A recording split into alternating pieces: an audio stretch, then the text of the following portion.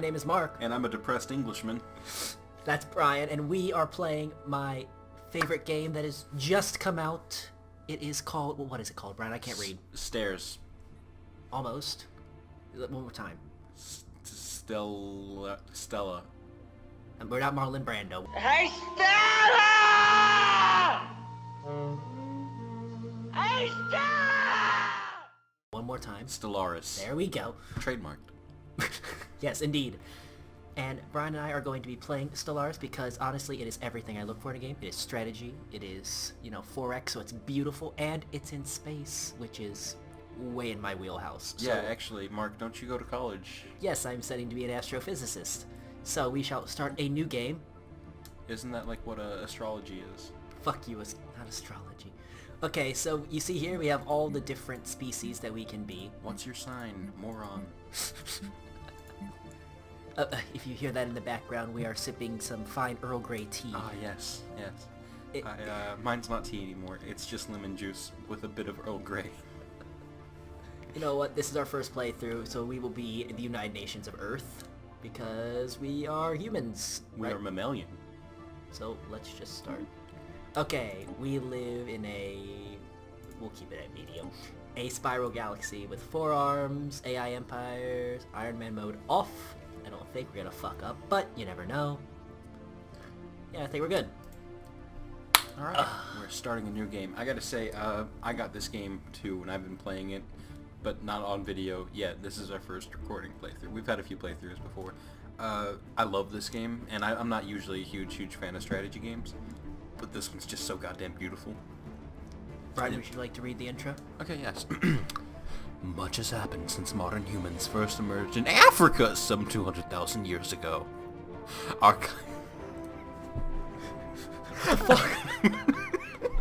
Sorry, I'm laughing more at the look Mark's giving me instead of the way I said Africa. Our kind spread rapidly across most of the globe, and soon the first civilization took form. I feel like Sid Meier's is gonna sue.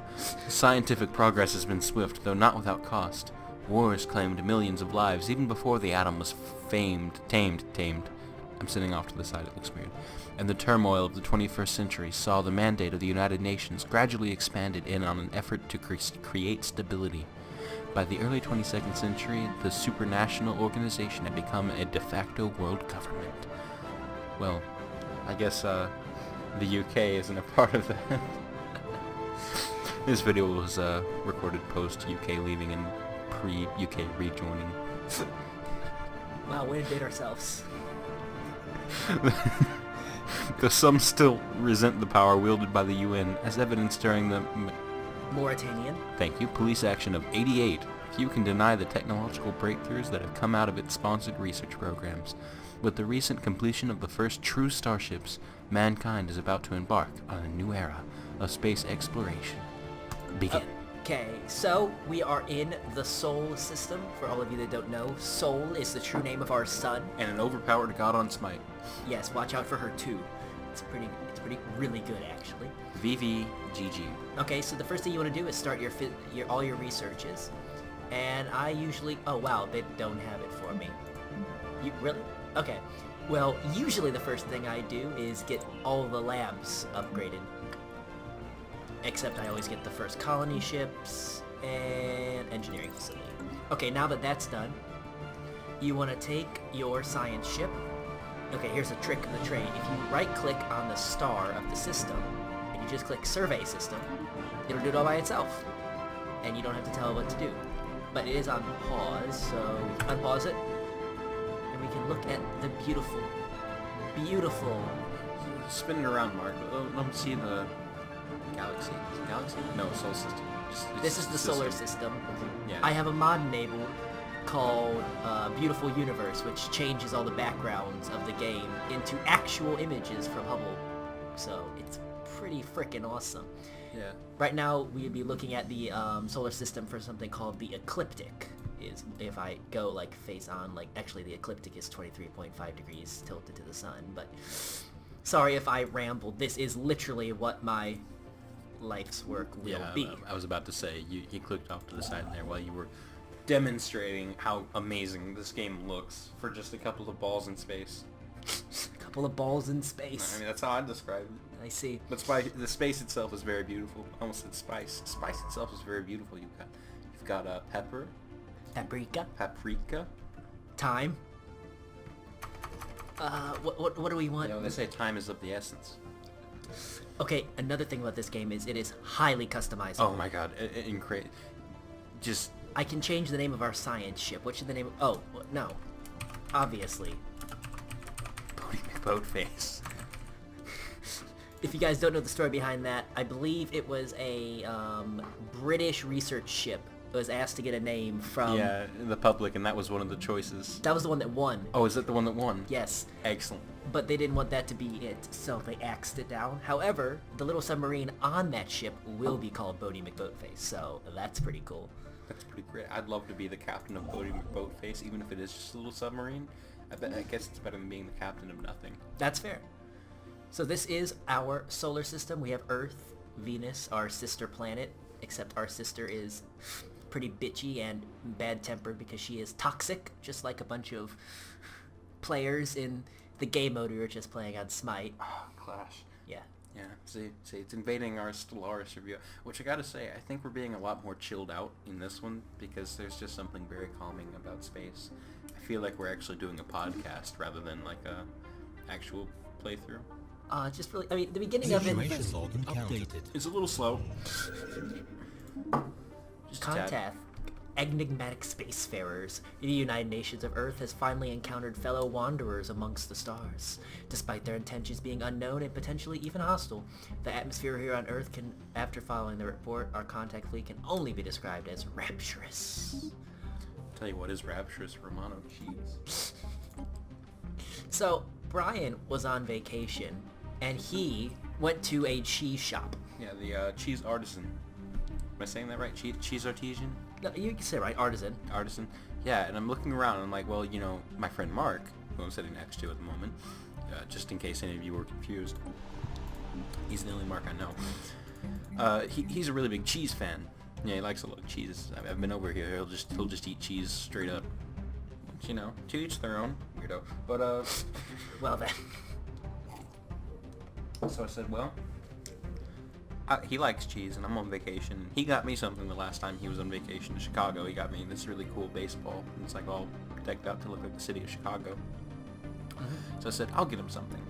And so I went into this cheese shop, and I'm looking around. I asked the cheese guy, I'm like, hey, my friend's a big fan of cheese. You know, he likes all sorts of cheeses. And he's like, well, you should get him the Romano. And I'm like, okay, you know, that sounds good. I've heard about Romano once or twice somewhere. I don't know where. But, so I bought a $10 slice of cheese. Not slice, like a wedge. Wedge. About the size of a cheesecake. Uh-huh. So I'm like, well, $10. This is probably going to be some good shit. So I wait. I mean, obviously, I can't just take it right home. This is the very beginning of vacation when I bought this. This was like a 4-day vacation. So, fortunately, the hotel had a refrigerator, so I was able to keep it refrigerated for the first 3 days. On the 4th day, we had to check out. And we don't carry a refrigerator around in our van, so I did my best to maintain its how you say, Freshness? not being spoiled rotten. And I shoved it at the bottom of a duffel bag and let it stew there for about 13 hours before I could get it home and in the refrigerator. So I was like, well, I took it out of the duffel bag to put it in the refrigerator. I said, you know, this is a lot softer than it was when I put it in the duffel bag. I put it in the fridge, and then about 2 days later, here I am at Mark's house. So, you know, I've been saving this cheese. I've been really looking forward to it because I thought it was going to be great. We get to his kitchen, and we open it. Okay, he stabbed it, and then I proceeded to open up the plastic wrap. Uh-huh. That's when the smell hit. I want you to imagine actual vomit Situation log updated. mixed with some sort of saltwater solution and then left to stew for about a day. That pretty accurately surmises what I think the smell of Romano is. What's worse is As Mark's mother so gracefully put it, Special the project cheese is sweating. Sweaty cheese, guys. Very That's what he sweaty brought cheese. home to me. It's very sweaty cheese. You know, he sounds like he's complaining. He ate an entire slab of that thing raw. Yeah, it's pretty good. Yeah, Mark likes cheese. I'm not a big cheese guy. Fucker put it in the microwave to melt it, Uh-huh. which sounded appealing at the time. Until the smell was imprinted in the microwave. Can't even open the microwave without getting blasted by raw vomit. Now, unfortunately, we said earlier that we were drinking some Earl Grey tea. And that's true. Unfortunately, we didn't want to boil the tea because that would have woken up everyone in the immediate vicinity with the shrieking of the water. So we put it in the microwave. The microwave that's imbued with Romano cheese smell. So, currently we are sipping some fine Earl Romano. I drowned mine in lemon. Yes, Brian, attempting to be British, like you learned from Lee Teabing. Da Vinci Code. Uh-huh. Teabing, sure. Yeah, Spoiler Teabing, alert. sure. Yeah, spoilers. Is, you know, he's British, so he tests Langdon. He's like, hey, you only have lemon in it. So Brian put only lemon in it. So I gave him a bottle of lemon juice. And I thought maybe he would put a couple drops in it. He put about a quarter of a cup in it. Tasted it, and he said, it's not that bad. Gave it to me. I tasted it, and I'm like, okay, yeah, it's kind of bitter, but it could be worse. So he's like, I want some more lemon. I give him the lemon back. He puts it back into his tea. He comments, that is significantly lighter than it once was. Because the hue of the tea changed quite a few colors. So he's like, okay, Mark, here, you try it. I'm like, it was bad enough the first time. I don't want it. He's like, no, trust me. I take the tiniest Construction of complete. sips from it, and I'm just like, oh, Brian, what the fuck is this? I spit it out onto the kitchen floor. And because he was laughing so hard, I had already taken a sip. I had to spit mine out because I started choking on it because he was laughing, or because he was cracking up too much. I couldn't handle what he had given me. I'm like, Brian, what the fuck did you just give me? It's just hot lemonade. And he's like, no, even lemonade is sweet. This is not sweet. I'm like, do you want some sugar? He's like, no. Started with a straw that's still in the package. Yeah, he kept the straw in the To clarify package. though, the first time I put the lemon in the tea before, you know, Mark had his fit, that was only about a quarter of a cup. That was with me very, very gently trying to just pour as little as I could, because it was like one of those bottles where it's not like a squeeze bottle, it's an actual open bottle of pure lemon juice. So that was just an accidental little bit too much. And I was like, nah, that's okay, but I can still taste the Romano and I have to purge it. So I literally like just tilted the bottle over, and it filled the tea back up to the top of the glass. I'd already taken quite a few sips. So I'm still drinking it actually. I'm almost done. I can't understand how he did it. I took mine with 2 sugars. I thought it was better. Okay, as Brian has been so expertly telling how we got to this current situation with our drinks, I have been exploring the solar system. As you see, these little icons have popped up. Red are minerals, the yellow lightning bolts are energy. I'm going to zoom out to the galaxy view, scroll out. Once again, curse our terrible starting position with like no stars within our range, and queue up some commands for our science ship to go to. Ah, left shift. You are such a good friend. Yes. I love queuing up commands. It has 23 orders. Excellent. I love that number. It's getting more and more lemony System the lower survey I get in the complete. cup, because it didn't stir very well, because I think lemon is actually a little bit more dense than tea is. You're the genius who thought it was a good idea to put that much lemon in it. You're the genius who put Romano in the microwave. You know what? That's fair. That's a fair point. Okay, we also have a fleet here. It has 72 boom boom symbols, as you can see there. My favorite. That's military power. That's about how strong it is. So our ships are armed with nuclear missiles because... Show them. I know we don't have anything new to customize them with yet, but show them the ship customization screen. Oh, right. You can make your own ships. You can take whatever cores you want. So you can have small and medium, small and only small with more utility. And you can just customize the ever-living shit out of it. You can change the design name. Here, you can look at around it. Looks pretty cool, actually. You know what, Brian? They have an auto ship. Let us make a new Corvette. There'll be nothing different other than we can have a small and a medium missile instead. Yeah. It'll be slightly better. Okay, what do we want to name this one? How about the SS? No, it's a design. Like, what kind of class of ship Oh, is it? right. Let's see. Okay, if it's just a bigger missile, we need something that kind of like signifies that it's a little bit more powerful. Mhm. So maybe like the I don't know, what's the normal Corvette called? It's the They called it the Klosterman. Clusterman. How about this one be the Clusterfuck? The Clusterfuck. Okay, we can do that. There it goes. Clusterfuck. The Clusterfuck class Corvette.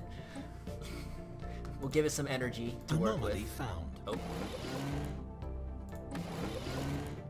Oh yeah, the anomalies. Wow, that is a 30% failure risk. That's one of the higher ones.